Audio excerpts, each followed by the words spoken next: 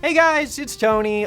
Two obvious things about this video. Number one, I need like 10 haircuts. You don't have to tell me that, but you can below, please. I like the abuse. Number two, this features a lot of Marvel spoilers up through Thor Ragnarok, so if you're avoiding spoilers, don't watch the video. And if you are looking for spoilers, then enjoy, you kinky maniac.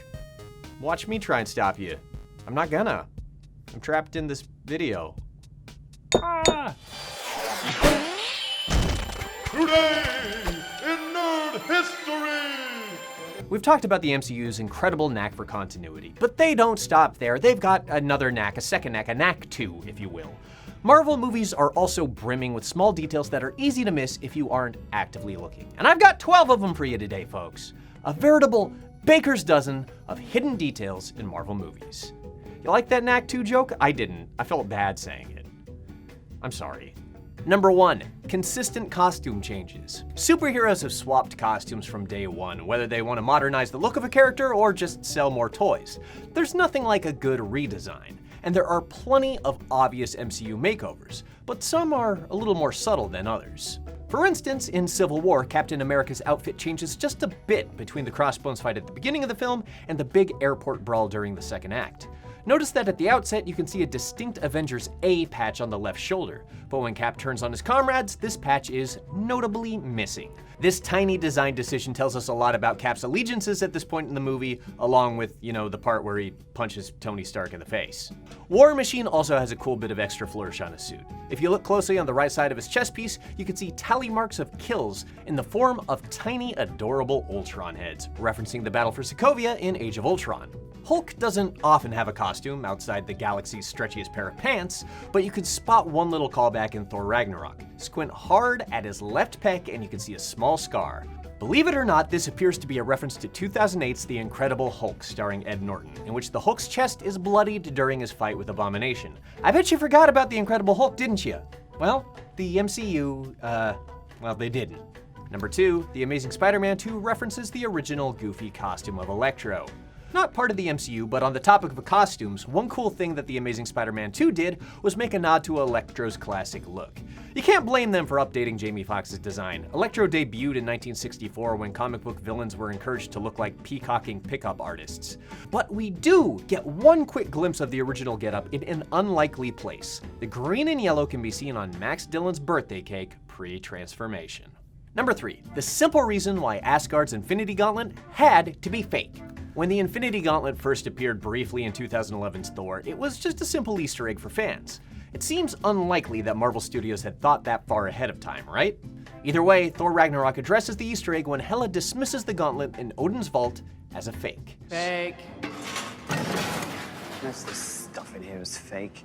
But how does she know? Well, it's because it's right-handed. This isn't something that's shoehorned in for Infinity War either. Since the post-credit sequence of Age of Ultron, Thanos has worn the real gauntlet on his left hand. Hell, dating back to the original Infinity Gauntlet comics miniseries, the gauntlet has always been left-handed. So did Marvel always know the gauntlet in Odin's vault was a fake, or is it a clever retcon? Well, when it works this cleanly and accurately to the source material, does it even really matter? It's cool!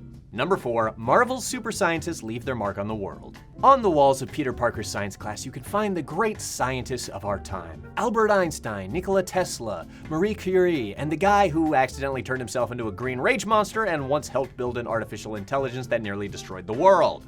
Yep, that's right. If you look closely in Spider-Man Homecoming, you can see Bruce Banner among Nobel Prize winners above the whiteboard. Banner isn't even the only super scientist in Peter's school. In the background of one shot, you can see Tony's father, Howard Stark, on a hallway mural. These small nods make the MCU feel organic and consistent, and also like they don't care that these scientists resulted in a lot of people dying.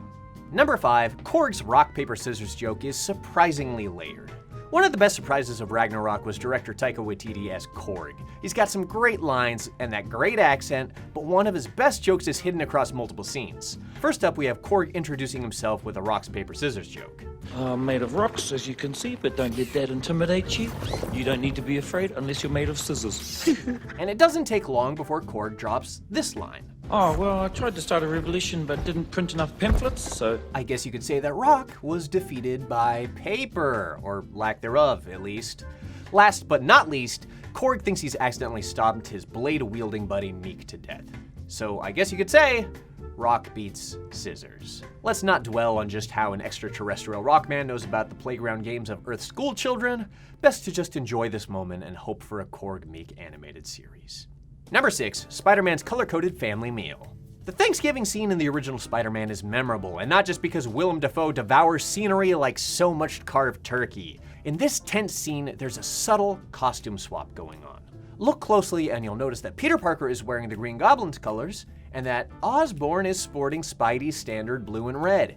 This is not accidental. The scene hinges on these arch nemeses feeling each other out, and the folks in wardrobe dress the characters to show exactly what they're thinking about. These movies are too expensive to have any coincidences. Let's just put it that way. Number 7, Star-Lord's arrest explains a classic sci-fi plot hole. When a movie is set in a reality where humans and aliens freely interact with each other, you just kind of assume that everyone knows the same language. Though Guardians of the Galaxy has sentient trees and talking raccoons, it also features an explanation as to why Star-Lord can converse with every alien he comes into contact with. During the arrest rap sheet scene, Peter Quill's attributes are listed with translator implant in neck. We can assume Yondu probably stuck it in there early on. That's a real daddy right there. Number 8, the Battle of New York leaves its mark on Manhattan. The gigantic showdown at the end of the original Avengers movie has had its repercussions in the MCU, from the Daredevil TV show to Spider-Man Homecoming, but one of the more impressive morsels of continuity comes in the form of the statue atop Grand Central Station. Flash forward to Age of Ultron, and we get another quick look at Grand Central, but this time, that statue has been replaced by a tribute to first responders. It's tough to move on to our next entry after evoking the World Trade Center tragedy, so let's lighten the mood a little, I guess, with something simple. Number 9, Star-Lord's one-night stand is wearing his old t-shirt from the flashback in the intro. That's all really. It's just a nice callback to a surprisingly, sturdy t-shirt. Number 10, Thor, Hela, and Loki have more in common than they like to admit. In Thor Ragnarok, we learn that Thor and Loki have an older sister, Hela, played by our very own god of the underworld, Cate Blanchett. Though it seems like a goth queen, an emo trickster, and a lumbering jock might have nothing in common, it's good to remember that these were all kids raised by the same man. Throughout Ragnarok, we see Hela, Loki, and Thor all unsheathing dual weapons in the exact same way. Like brother, like sister, like brother pretending to be a snake. Number 11, nods to classic Marvel Comics art. Many of the Marvel Comics movies bear striking resemblances to the source material, but a couple of these Silver Age references go above and beyond. In the Colosseum scene of Thor Ragnarok, hanging just behind Loki is what appears to be original Jack Kirby art from 1967's Fantastic Four number 64, ripped right from the page and then just put onto the screen. Doctor Strange doesn't have any transplants so literal, but the movie did a remarkable job of reproducing Steve Ditko's Dark Dimension in a cinematic context. These homages are almost as good as giving royalties to the people responsible for the foundation of a billion-dollar mega empire. Almost. Number 12, Doctor Strange's reference to a beloved comedy also doubles as foreshadowing. One of the best things about Doctor Strange is that it changes up the typical Marvel punch-em-up sky battle climax formula for something a little more cerebral, featuring the good Doc using the Eye of Agamotto to outsmart a diabolical, extra-dimensional demon by allowing himself to be killed over and over and over again until he basically bores his enemy into leaving. The live, die, repeat finale is actually hinted at early in the movie, just before Strange gets in the car accident that shatters his hands. When he picks up his watch, the face reads February 2nd, which is... Yes, it's Groundhog Day, which also happens to be the name of a famous movie in which a guy is stuck in a time loop. Blech. Look, all I'm saying is don't look too hard at the background details in Infinity War. A Caddyshack Easter egg just might spoil the movie.